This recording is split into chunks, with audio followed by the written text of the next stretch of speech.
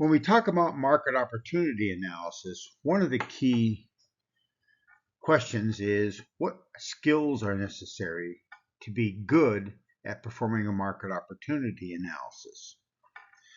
Well, it turns out that to be good at market opportunity analysis, a person must have the skills that are required to be a good strategist and planner. And often when we think about great strategists and planners, we think about the military and those people who have come up with strategies and tactics and plans for success in battle. And of course, we sometimes think of business as a battle for customers, and therefore we make the analogy of generals and marketing strategists. And of course, we then turn to them and call them marketing generals. So let's talk a little bit about being a great marketing general or strategist. The strategist must have an intimate knowledge of what happens on the battlefield. You cannot be a good strategist unless you know what is going on in your industry. You need to know what's going on with your competition, you need to know what's going on with your customers, and you need to know what's going on in the macro environment. As Patton, famous George Patton, famous World War II general, quotes, "One tries to make plans fit the circumstances." The key to being a great strategist, then, is the ability to do good planning. The general or the head coach or the strategist must be flexible. Turns out that many strategists start with a strategy that's worked for them in the past, and then they analyze the situation, and lo and behold, they make the situation fit the strategy that they wanted to use. And the facts are never clear cut, and so they decide, let's do what we did last time. It turns out that being flexible and being willing to make changes is one of the things that is a true virtue. Mental courage. We have this little saying that says, when you're up to your ears in alligators, it's difficult to remember that the objective was to drain the swamp. In many cases, decisions that we have made do not appear to be working. There is a point in time when you have to have the courage to make changes or to stay with decisions that you've made in the past. Once again, it is this mental toughness and this mental courage that makes good strategists. Boldness is a key for being a good strategist. Decisiveness is a key trait. You have to know when to hold them, and of course, you have to know when it's time to make a change. You need to know the facts. The realities and details are critical. Do not try to make the facts fit the situation and the strategy that you want to implement. When you see the facts, analyze them. Understand the facts. As Joe Friday used to say on Dragnet, just the facts, ma'am, just the facts. Lucky. This is sort of an interesting part of being a good strategist. You have to realize that when you're on a roll, you need to let it ride. And of course, you also need to know when to fold them and take your winnings. You need to understand the idea of being lucky. Communication skills. As we like to say, motivation will not win the battle, but low morale can certainly defeat any strategy. Your marketing team will be successful if they are motivated. But if they are not motivated and discouraged, almost for certain, the implementation will not be successful. Of course, integrity. Integrity and trust bonds a team together. One of the ways that you build a winning team is to make sure that everyone knows that we are working together, we're all on the same team, and we have each other's backs. And of course, there is this notion of creativity. That is the ability to see new solutions for old problems. As Einstein used to say, insanity is doing the same thing over and over again and expecting different results. An example, Lou Holtz's accomplishments at William and Mary, North Carolina State, Arkansas, Minnesota, Notre Dame are very impressive. In each of those stops is him as a head coach. Now, Lou Holtz is a very famous football coach who is now retired and is mostly known for his successes at Arkansas and Notre Dame. But it turns out that one of his biggest successes was at Minnesota.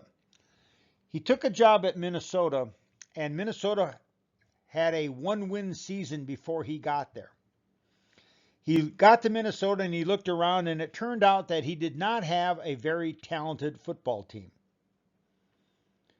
But he did find out that the best athlete on his team was a second or third string quarterback by the name of Ricky Foggy.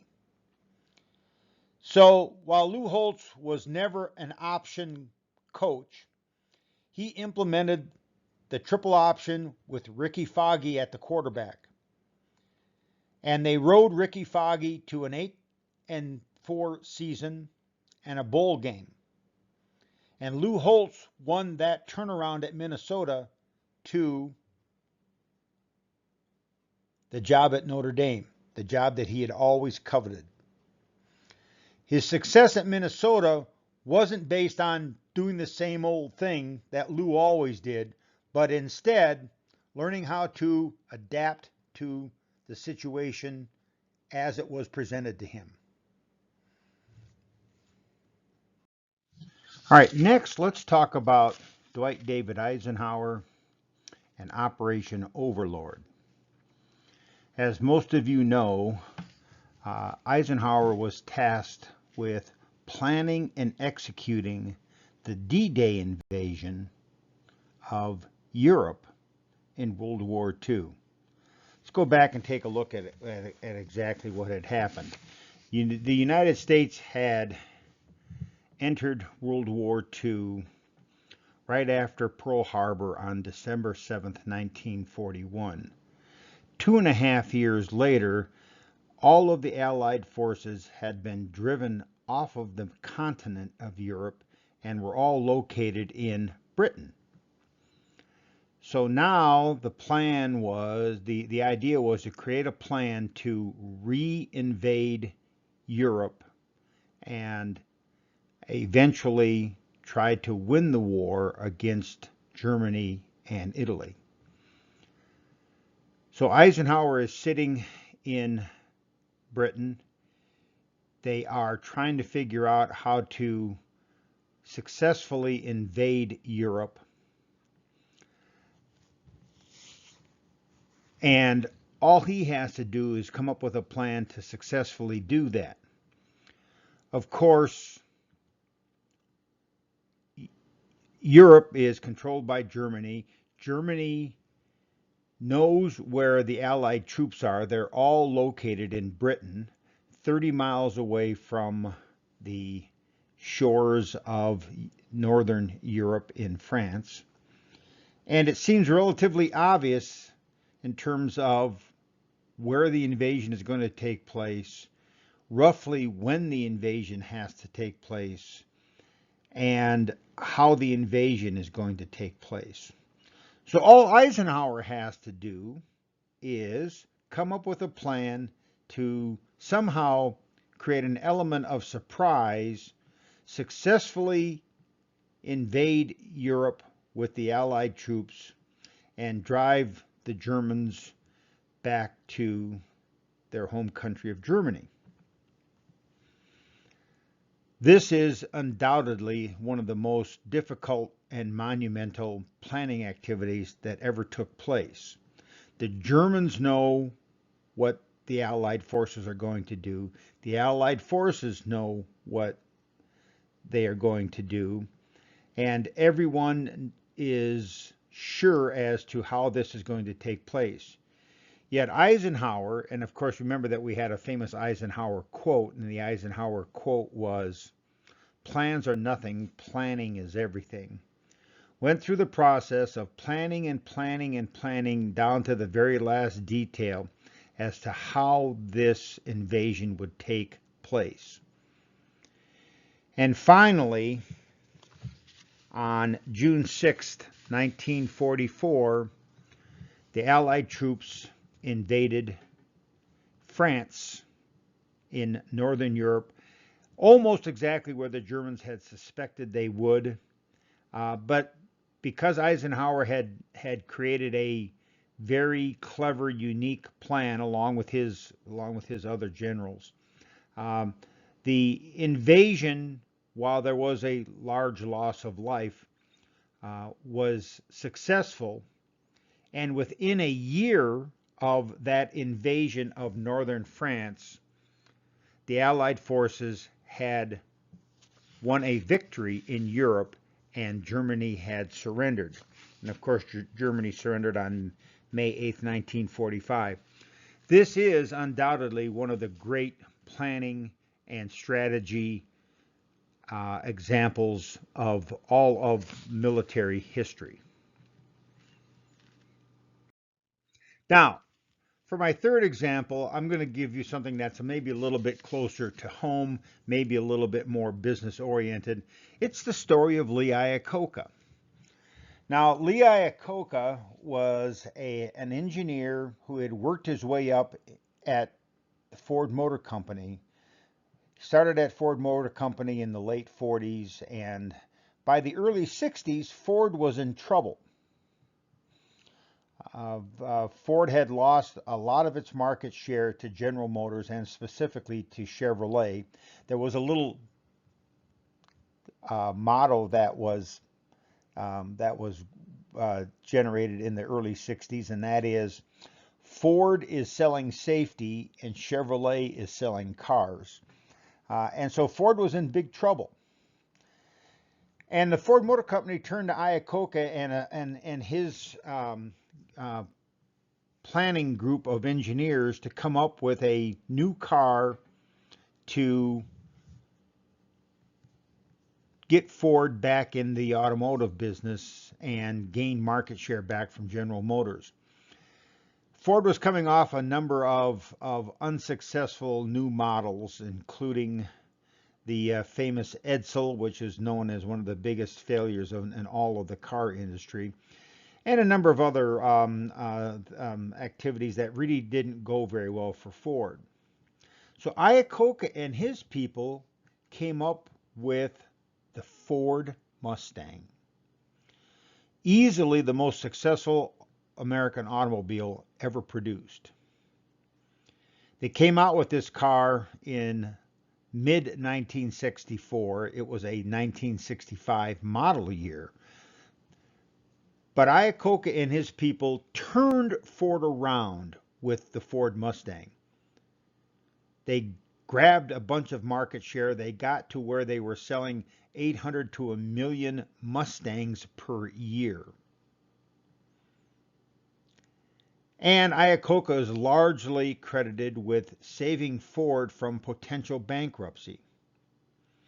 And of course, he thought he would be the next president at Ford because of his success. And in the late 70s, they finally made Iacocca the president at Ford, but then after a year or so decided to fire him. So after 32 years at Ford, Iacocca was suddenly unemployed, and having been credited with Ford's biggest success since the Model T. Well, right about that time, Chrysler was being forced into bankruptcy because no one was interested in buying the Chrysler Corporation's cars. At that point in time, Chrysler was made up of Chryslers, Dodge, and Plymouths. They were making cars that were named the Cordoba and the Fury 1, 2, and 3, and a number of other automobiles that were just not very successful for Chrysler. Now, Chrysler had a fairly successful 1960s with their particular set of performance cars, which included the Dodge Charger and the Plymouth Barracudas and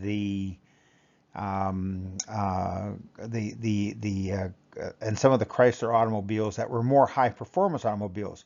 But in the late 60s and into the 70s, the price of automobile fuel had doubled, and Chrysler cars were thought of as big gas guzzling automobiles. And the Japanese automobile companies had come in particular Datsun, which is now Nissan, and Honda, had come in and grabbed a large share of the small U.S. car market. So Chrysler hired Iacocca.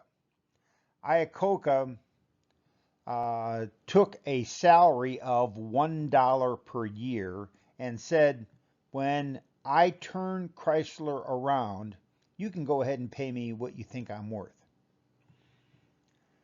So Iacocca takes over control at Chrysler. Chrysler was doing bad. They had gotten down to where they were almost out of cash. They got a bailout contract from the government, but it was only really going to be good for 3 or 4 months or 5 months. And so Lee Iacocca and his team came up with an automobile to save Chrysler. And that automobile was introduced in 1979, and it was a series of K cars. Now, the K cars included the Plymouth Reliant, the Plymouth and Dodge Reliant, the Aries, and a number of other cars that all came under the K family brand name. And the idea behind the K car was that Iacocca and his engineers had gone out and done a bunch of research. And when they asked customers, what kind of a car should Chrysler make for you to buy, they all said that there were 4 things that they wanted in cars in 1979. And those 4 things were, first off, a fuel-efficient automobile with good miles per gallon.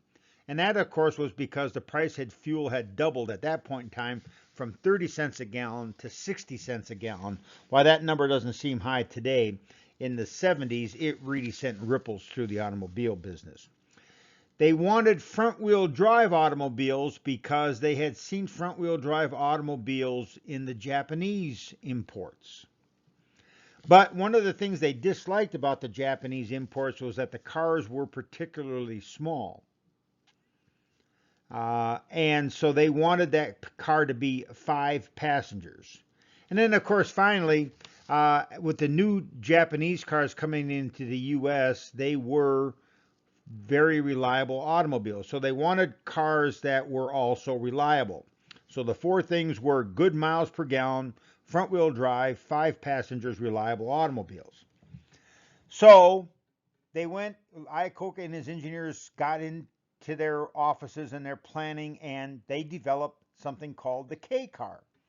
And the K car was a 4-cylinder, fuel-efficient, front-wheel drive, 5-passenger automobile. So they started making them, and they were making them like crazy. And Iacocca was sure that, like the Mustang at Ford, the K car would turn Chrysler around. Well, after a few months, Lee Iacocca came to work one day and he rolled up the window, the blinds of the windows in his office, and he looked out into the plant area, and all you could see were K cars. And so Lee immediately called a meeting of all of the engineers in a great big hall at Chrysler and said, "What's going on? How come we're not selling any of these cars?" And they said, "Well, Lee, um,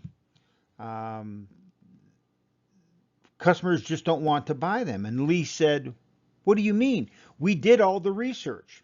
These are fuel efficient, front wheel drive, 5-passenger reliable automobiles." So, so Lee was on stage, and finally one of the engineers in the front row raised his hand and said, "Lee, the problem is people don't think that cars made by Chrysler are reliable."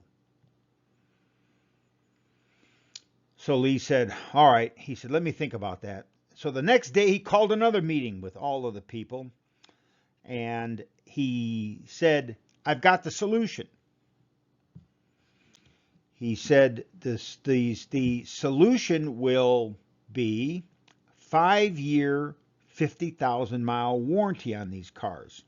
Now, at that point in time, most cars had a 1-year, 12,000-mile warranty on them. That is, the cars were warranted for 1 year. Lee was proposing that he increase that 5-fold. And he said that will signal to the customer that we have reliable automobiles and they have nothing to worry about. Well, engineer in the front row raised his hand again and he stood up and he said, "Lee," he said, "we're concerned because we're not sure these cars will go 5 years or 50,000 miles without breaking down." Lee's response was, "It doesn't matter, because if we don't sell any of these, we'll go out of business anyway." And so they put the 5-year, 50,000-mile warranty, making a small tweak to the K cars, and they started to sell like crazy. And they turned Chrysler around. They paid back their loan that they'd gotten from the government, the bailout loan they'd gotten from the government, and Chrysler was successful. So Lee then stepped down. 4 years later, Chrysler's back talking to Lee Iacocca, trying to convince him to come back because the Chrysler Corporation is once again in trouble and on the verge of bankruptcy. Lee said, "Didn't I just fix Chrysler?" They said, "Yeah, but the market's changed, Lee, and now people aren't interested in K cars anymore." So Lee came back to Chrysler, sat down with his engineers, and he brought something to market that was a project that he had started long ago at Ford, but was ripe for this particular market. And this is when Chrysler introduced the minivan. And it, of course, was a huge success and saved Chrysler again. So here is a man, Lee Iacocca, that in 3 separate occasions helped bring 2 different car companies away from the brink of bankruptcy. And in each case, the automobile that he brought to market was the right automobile for that particular point in time. So when he came to Chrysler, he didn't try to recreate the Mustang at Chrysler. He, at Chrysler, developed an automobile that was right for the particular time at Chrysler. And in 1984, when they introduced the minivan, it was once again the right vehicle for the right time. So this demonstrates Lee Iacocca's ability to evaluate the situation and come up with the best possible solution for the given situation.